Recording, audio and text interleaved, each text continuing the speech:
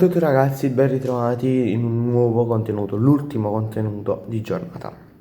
In questo contenuto andremo a parlare di una cosa secondo me scandalosa, che non riguarda il Napoli, ma Milan-Como. Come sapete è uscita la notizia che Milan-Como si giocherà in Australia. Secondo me è scelta sbagliatissima, perché tu che cosa potevi fare? Invertire la giornata, nel senso che facevi Como, Milan e poi Milan, Como, quando se ne parlerà. Invertire. Cioè, se vogliamo dirla tutta, il campionato, il Milan dovrà pure vedersela per l'Inter, nel senso se in quella partita, in quel giorno non giocherà l'Inter, però tu o facevi questo oppure che cosa facevi? Potevi andare a trovare il primo buco libero, il primo punto libero, dove quando stai lo stadio San Siro buono, lo stadio San Siro che non è occupato, 2 giorni dopo, quando avrebbe dovuto giocare, ok, mettila lì, subito, alle 3, per esempio, alle 6, alle 20:45, la recuperi al primo punto libero. Però almeno tu la facevi o recuperare 2, 3, 4 giorni dopo quando è, oppure invertivi il campionato, magari nella giornata di andata giocavi a Como, oppure nella giornata poi nella giornata di ritorno andavi a giocare a Milano. Oppure un altro esempio, il primo stadio vicino, che cos'è quello di Bergamo? Andiamo a giocare a Bergamo. Oppure che andavi a Palermo, vai a giocare a Palermo.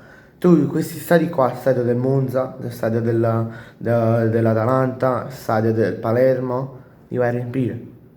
Tu già di base San Siro non lo riempi.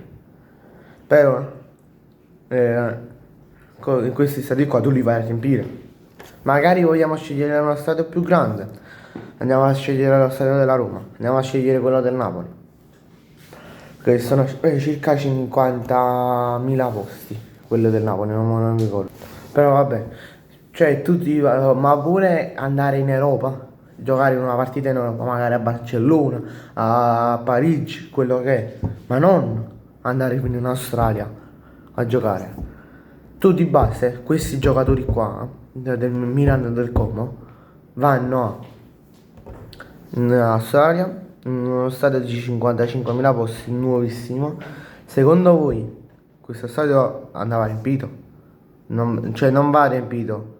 Cioè nel senso, già di base Milano, lo stadio di Milano non lo riempi.